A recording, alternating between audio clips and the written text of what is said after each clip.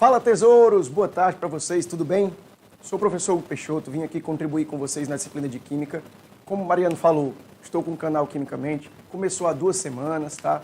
Ainda tem poucos vídeos, só 4, mas já estamos gravando mais. E aí, eu e o professor João Paulo, que deu aula para vocês aqui agora, temos um projeto maravilhoso que iniciará, inclusive, presencialmente em 2022. Vocês não vão mais precisar, porque vão estar na universidade, mas tem sempre um amigo, um parente, um namorado, uma namorada, enfim. Indica lá, tá? Naturalmente vocês vão aprender tudo que precisam e perpetuar esse conhecimento para aí toda a profissão de vocês. Meus caros, eu preparei 5 questões, elaborei as 5, coloquei alguns assuntos bem recorrentes e que têm um peso e uma relevância importante demais para todo mundo aqui que for prestar esse vestibular na segunda-feira e, de certa forma, querendo ou não, por que não, né? Ajudar também em outras provas que vierem nas semanas seguintes, como Enem e segunda fase de USTA também. Então vamos lá, a primeira questãozinha diz assim: a chuva ácida é um dos fenômenos químico-ambientais que mais se faz presente nos grandes centros urbanos e industrializados. O trióxido de enxofre, um óxido ácido, aproveitei a questão para no enunciado ficar fazendo revisão com um monte de coisa de vocês, tá?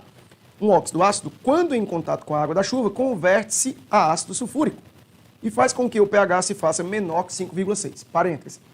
Chuva, naturalmente, olha aí a dicasinha, viu? Naturalmente, tem pH menor do que 7, porque é impossível tirar o CO2 da atmosfera.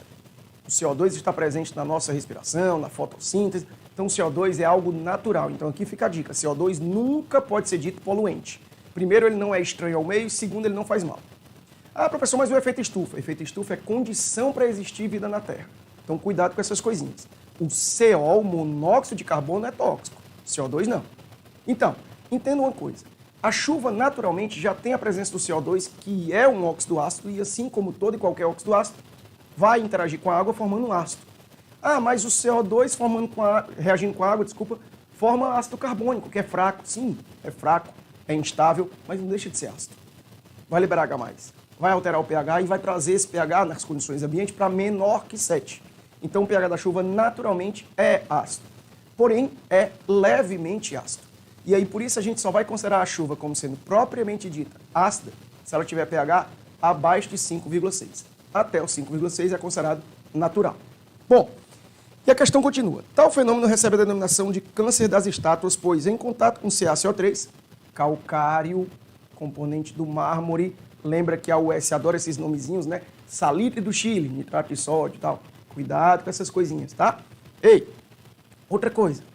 A questão falou do trióxido de enxofre, mas eu poderia chamar o trióxido de enxofre de anidrido sulfúrico. Por quê? Ora, pessoal, se o ácido sulfúrico é obtido da reação entre o SO3 e a água, SO3 mais água, H2SO4. Então isso quer dizer que o H2SO4 menos a água, SO3. Então o SO3 seria o ácido sulfúrico desidratado, anidrido, não hidrido hidratado. Então, trióxido de enxofre, anidrido sulfúrico. Continuando. Componente do mármore presente em muitos desses monumentos causa seu consumo e, consequentemente, degrada a estrutura da estátua. Para tentar minimizar a ocorrência desse fenômeno, uma das possibilidades é impedir que o SO3 se acumule na atmosfera. E, para tal, a sua decomposição torna-se uma alternativa. Pessoal, só uma questãozinha de formatação, tá? Esse quadradinho que tem aí é aquela setinha do equilíbrio. Reversibilidade, né? A ida e a volta, a reação direta e a inversa. Então você está vendo que a tal decomposição do trióxido de enxofre, do SO3, que ele deu, forma o dióxido de enxofre, que também é um óxido ácido, mas aí tu também vai lembrar, assim como o CO2, o SO2, quando se junta com a água, forma um ácido instável. O H2SO3, o ácido sulfuroso, também é instável. O H2SO3, assim como o H2CO3, vão se decompor, vão ter mais espontaneamente a conversão a CO2 e água, no caso do ácido carbônico, e no caso do ácido sulfuroso vai formar SO2 e água. É mais comum que aconteça essa decomposição do que a liberação do H+, para caracterizá-lo como um ácido. Então os dois são ácidos fracos, instáveis e tal, certo? Mas cuidado. E aí ele fala que gera o oxigênio e o ΔH é maior do que 0, ou seja, o processo é endotérmico. Então, vamos lembrar aqui.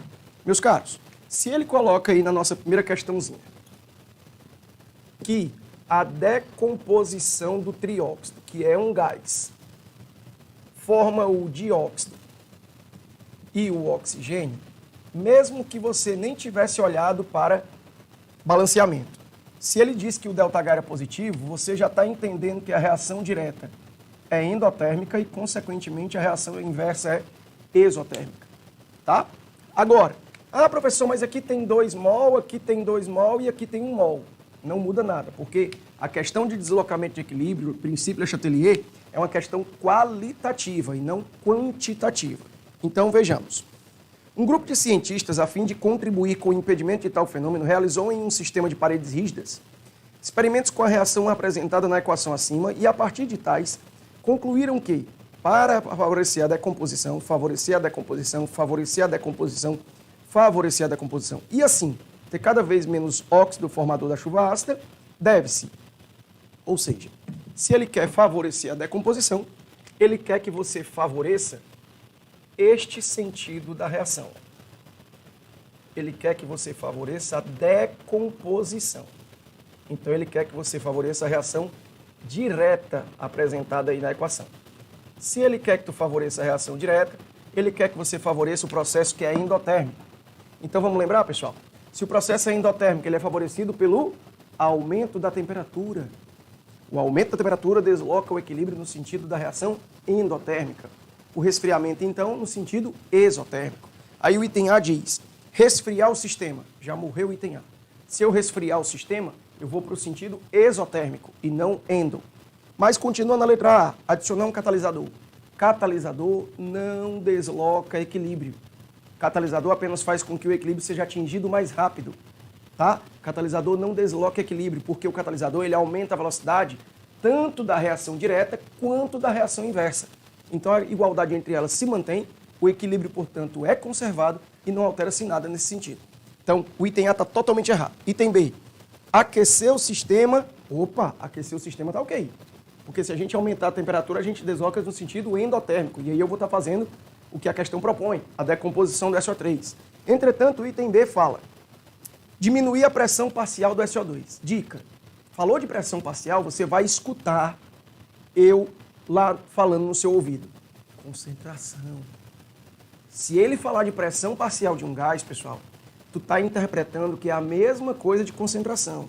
Então, na hora que ele diz diminuir a pressão parcial, você vai entender que ele está sugerindo a redução na concentração do SO2. Se eu diminuo a concentração de alguém, eu desloco o equilíbrio no sentido de repor aquele alguém. Então, diminuir, desloca para a direita. Então, vamos lá. Aquecer o sistema, desloca para o sentido endotérmico, ok. Diminuir a pressão parcial. Não, desculpa, ele falou do SO3, né? Então, se eu diminuir a pressão parcial do SO3, vai deslocar para o lado esquerdo, porque vai repor o SO3 que foi retirado. Desculpa, tá pequenininho aqui no celular, eu tinha visto 2, tá? Mas lembra, o fato que eu quis colocar para vocês não entenderem, falar de pressão parcial. Falar de pressão parcial não é a mesma coisa que falar de pressão. Pressão do sistema, pressão total ou simplesmente pressão é outra coisa que a gente vai ver no próximo item. Repare, item C, adicionar placa de platina. Professor, que desgraça é a platina? Cadê a platina? Pois é, mas eu coloquei o item aí por quê? Platina é um metal. E assim como todo metal, com exceção do mercúrio, é sólido. Se a platina é um sólido, eu quero te lembrar que adição de sólido não altera equilíbrio. Assim como o catalisador, adicionar um sólido, seja do sistema ou não desloca equilíbrio. Certo? Aqui todos os componentes eram gasosos, mas quando eu criei a questão e acrescentei esse item C falando de platina, foi para te lembrar isso. Quando eu aumento ou diminuo a concentração de um componente que é sólido, esteja este componente no equilíbrio ou não, pelo fato dele ser sólido, ele não vai deslocar equilíbrio. Continua na letra C, adicionar ar. Pelo amor de Deus, não vai pensar que é o ar atmosférico não, viu? Até porque a letra A está em maiúsculo e o R está em minúsculo. Ele está falando do argônio, elemento argônio. Professor, cadê o argônio aqui? Pois é. Então, se o argônio é um gás nobre, isso daí é um caso que está te falando de adicionar gás inerte. E aí, tu tá no GIFS, filho. Eu não vou te deixar correr risco de errar a questão da UES. Eu sou cria de lá. Ei, A UES tem suas pegadinhas, pessoal. Quando a questão falar de algo que envolve gás inerte, que é um gás que não vai participar efetivamente do processo reacional, você vai entender uma coisa. Ó. Existem duas opções para essa situação. Se o recipiente apresentar paredes rígidas, e tu reparou que no enunciado ele falou de paredes rígidas, ou se o recipiente apresentar paredes móveis. Por exemplo, uma seringa. Uma seringa, o êmbolo pode subir ou descer, então são paredes móveis. Se apresentar paredes rígidas, não desloca equilíbrio algum o fato de se adicionar gás inerte. Mas se forem paredes móveis, aí sim vai deslocar. Tá? Então, aquela informação que todo mundo passou por cima no enunciado, as paredes rígidas, estão participando desse item C e dizendo, então, que o item está falso por completo, porque adicionar gás inerte no recipiente de paredes rígidas não desloca o equilíbrio. Tá? E aí, portanto, o gabarito letra D, né, diz remover SO2, sim. Se eu remover SO2, eu vou deslocar no sentido de repor o que está sendo removido. Portanto, vai deslocar para a direita. E continua, diminuir a pressão do sistema. Opa, falou pressão do sistema, então estou falando da pressão total, não é pressão parcial. Quando eu falo de pressão total, aumento da pressão total, desloca para o lado de menor volume gasoso. Aqui eu tenho 2 mol de gás, aqui eu tenho 3 mol de gás. Então o lado de maior volume gasoso é a direita, o lado de menor volume gasoso é a esquerda. Então, quando ele diz diminuir a pressão total desloca o equilíbrio no sentido que tem maior volume gasoso, ou seja, vai deslocar para a direita e vai então favorecer o que a questão pediu. Portanto, o gabarito, letra D, de Deus está vendo você aí em pleno sábado à tarde, tendo aula para conseguir alcançar seu objetivo. Bora! Segunda uma questão. Em um episódio do desenho do Mickey, ele está em uma corrida automobilística concorrendo com o Bafo. Em um determinado momento, o famoso ratinho precisou fazer uma parada e sua equipe de mecânicas percebeu que a pressão interna do pneu do carro aumentou devido àquela longa distância percorrida. O engenheiro disse ser normal, uma vez que o atrito aquece os pneus, mas, obviamente, o volume permanece praticamente inalterado. Considerando a situação descrita e apresentada na imagem acima, a equação que permite calcular a pressão do pneu após o trajeto demonstrado é... Bom, pessoal, questãozinha envolvendo o assunto de gases, que é um tópico que a UES ainda adora. Você tem que lembrar, porque todo mundo quando fala em gás lembra de PV e NRT. Só que quase ninguém lembra que essa equação, a famosa equação de Clapeyron, ela vem da chamada equação geral dos gases, né? Que é aquela que me dá isso aqui, ó. O produto da pressão e o volume inicial pela temperatura inicial é igual a pressão final, volume final e temperatura final. Se a questão me disse que o volume permanece praticamente inalterado, eu estou dizendo para ti que o volume inicial é igual ao volume final. Cancelei. E aí, portanto, vamos lá. O que restou aqui? Pressão inicial sobre temperatura inicial igual pressão final sobre temperatura final. Se ele está perguntando na questão qual é a pressão após o trajeto, ele está pedindo que você identifique quanto é a pressão final. Então, desenvolvendo isso aqui facilmente, a pressão final seria pressão inicial vezes a temperatura final sobre a temperatura inicial.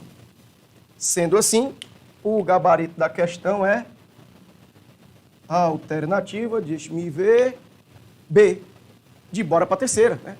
Bora para a terceira que temos muito mais coisas para ver aqui pela frente ainda. Terceira questão. O átomo L tem 36 partículas sem carga em seu núcleo. Eu enrolei aqui para dizer o quê? Tem 36 nêutrons, cara. E é isóbaro de um outro átomo representado por E. Então, vamos lá. Questãozinha de relações atômicas, né? Específicas e tal. O átomo L tem 36 nêutrons. Tu sabe que os nêutrons não têm uma localização própria. Então, estou colocando ali como uma simbologia. E ele está dizendo que o L é isóbaro do E. Esses dois são isóbaros. Isso quer dizer, então, que eles têm o mesmo número de massa. Aí ele continua.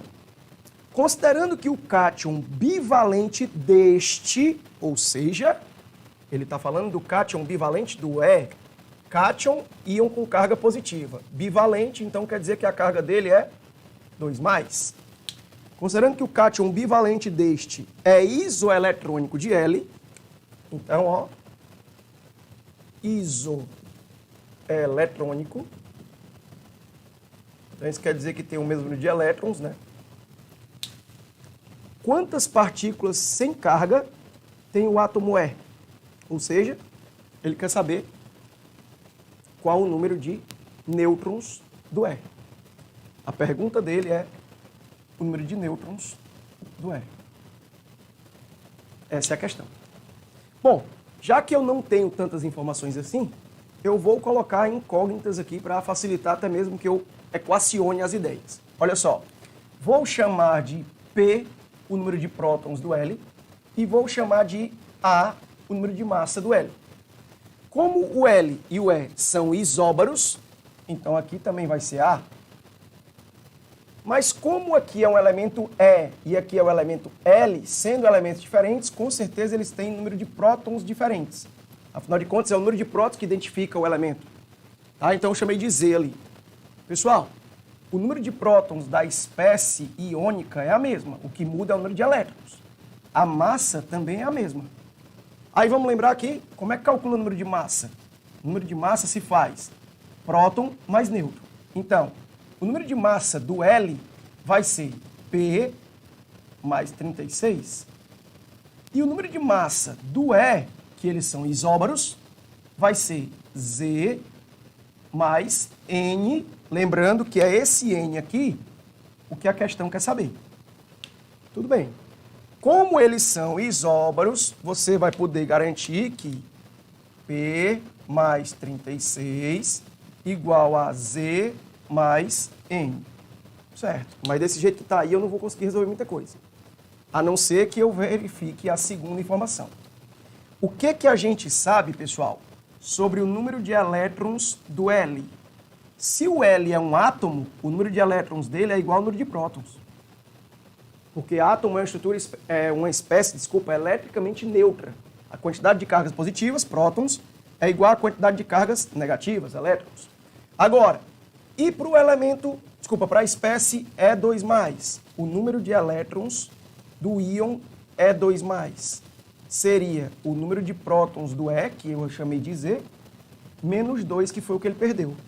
Então, se eles são isoeletrônicos, a gente acabou de dizer que P é igual a Z menos 2.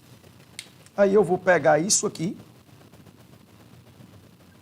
e vou substituir bem aqui. Aí eu vou ficar assim, ó, Z menos 2 mais 36 igual a Z mais N. Matemática, tu vê com o amigo Sâmio, então o Z vai embora com o Z aqui, 36 menos 2 seria 34 e o número de nêutrons, portanto, é este, 34. Questão acabada e o gabarito, letra B, bora comentar rapidinho a quarta, tá? Que diz, a fisicoquímica traz uma análise de fenômenos macroscópicos com as devidas interpretações baseadas no mundo microscópico. Assim, nada melhor que poder associar o conhecimento da sala de aula para o cotidiano. Em uma bateria de automóvel, utiliza-se solução de ácido sulfúrico, a qual deve apresentar concentração igual a 4 mol por litro. Ei, deve apresentar. Então, esse 4 mol por litro é a concentração que eu quero obter. No entanto, um professor de química, no intuito de preparar a sua própria bateria artesanal, adquiriu em um mercado virtual 500 ml de uma solução 18 mol por litro. Então, 500 ml é o volume que ele já tem e 18 mol por litro é a solução que ele já tem. Ou seja, pessoal, para a preparação da solução adequada ao uso da bateria, qual o volume total em litros que o professor conseguirá produzir da solução para o uso da bateria? Ou seja, é uma questão de quê? Se tu tem uma concentração de 18 e quer que ela passe a ser uma concentração de 4, tu quer reduzir a concentração. Diluição. Diluição é o ato de adicionar solvente. O que é que eu não posso esquecer quando se trata de diluição? que numa diluição eu faço apenas a adição de solvente. Se eu faço apenas a adição de solvente, a quantidade de soluto é a mesma. E aí, para isso, a gente vai resolver apenas da seguinte maneira. Ó. Concentração inicial vezes volume inicial igual a concentração final vezes volume final. Aí você faria o quê? 18, que é a concentração que já tem na solução que ele comprou, vezes 500. Professor, mas 18 está em mol por litro, 500 está em ml, não pode não? Pode, filho, porque aí lá no final tu vai obter em ml também. Se quiser deixar em 0,5 para transformar a litro, também não tem problema nenhum. Tua resposta vai sair em litro. Mas então vamos lá. 18 vezes 0,5 dá 9. Aqui a concentração que você quer, 4. 9 dividido por 4, 2,25. Essa é a resposta da questão. Letra C, de certeza de aprovação, só estudando com GIFs. Bora! Quinta e última. Em meados da década de 1990, a capital do estado do Ceará foi declarada como sendo a segunda atmosfera mais agressiva do mundo em relação ao potencial corrosivo. Como os pesquisadores e estudiosos cearenses são especialistas em superar todas as expectativas, tal diagnóstico motivou-os a pesquisar incansavelmente a cura para tal fato. Algumas características naturais da região favorecem tal potencial. Dentre elas, destacam-se facilmente a alta taxa de insolação, a velocidade dos ventos, a maresia e o alto teor de umidade. Não à toa, aqueles que moram próximo à faixa litorânea presenciam comumente a formação de ferrugem. Tal fenômeno se dá pela ocorrência de reações como: com base em seus conhecimentos sobre o assunto e na análise dos dados, pode-se inferir que, item A, das reações dadas, a catódica, a reação espontânea. Se a reação espontânea, tu está falando de uma pilha? Se tu está falando de uma pilha, o cátodo é o polo... Eu ouvi, ó. Positivo, filho. E isso, pilha, o cátodo é positivo. E no cátodo é onde acontece redução, parênteses. Quer seja pilha, quer seja eletrólise, cátodo é redução. O que muda é o sinal do polo. Na pilha, o cátodo é positivo, na eletrólise, o cátodo é negativo. Mas o fenômeno que acontece é redução sempre. Cátodo é redução. Logo, ânodo é oxidação. Só que na pilha, o ânodo é o polo negativo, na eletrólise, o ânodo é o polo positivo. Aí vamos lá. A catódica é uma reação de redução, ok, que libera elétrons? Não, contraditório. Redução é ganhar elétrons. Letra A está fora. B. O processo total de corrosão do ferro, total. Se é total, vai ter oxidação e redução. Então, tu iria somar os potenciais. O que acontece? A primeira equação, tu está vendo que é de oxidação, porque os elétrons estão sendo produzidos. A segunda já é de redução, porque os elétrons estão sendo absorvidos. Se tu somar os dois potenciais, vai dar 0,84. Então, está fora. Letra C. O alto teor de umidade associado à maresia facilita a formação do eletrólito, o qual se obtém no polo negativo e resulta da redução da água. Aí não, né? Porque se eu vou obtê-lo, se a corrosão que está sendo feita, corrosão é oxidação, é no ânodo. Letra D. Metais com potencial de redução mais negativos que o ferro 2+, se a redução é muito baixa, se o potencial de redução é muito baixo, então quer dizer que a tendência dele reduzir é muito pequena. Logo, a tendência dele oxidar é muito grande. E aí, por isso que ele diz, ó, são indicados para serem utilizados como eletrodo de sacrifício, o famoso metal de sacrifício, e podem auxiliar na proteção à corrosão dos eletrodomésticos. Verdadeiro item, o gabarito, portanto, tá? E um parêntese. Questão que falar de metal de sacrifício, tu vai procurar aqueles que têm os menores potenciais de redução, ou seja, os maiores de oxidação, mas aí o PAC recomenda o dado em potencial de redução, tá? Por isso que eu falei dos menores. Parênteses, não coloca elemento do grupo 1, porque o elemento do grupo 1 em contato com a água explode, então ele não vai ser útil. Geralmente a questão, quando fala de metal de sacrifício, a resposta é magnésio, certo? Pode procurar lá as opções, onde tiver magnésio pode marcar. E lembra, já que ele tem que ser o metal de sacrifício, ele tem que estar na forma sólida. Então se aparecer lá na alternativa Mg2+, descarta. Mg sólido, é o metal magnésio, tá? Então letra D, no gabarito da questão de Deus abençoe a todos, muito obrigado pela paciência e pela presença, espero ter contribuído de alguma forma. Fica aí o Instagram, lá tem um Linktree, tu entra no canal para falar com a gente, receber material, tudo. E, por favor, se inscreve no canal para ficar legal, tá? Curte, bota o sininho, tal, beleza? Dá o like. Se for pra botar o não, vai-te embora, bota não, viu? Só assim. Valeu, pessoal, fiquem com Deus, um beijo, Nossa Senhora os proteja e até a próxima, se Deus quiser.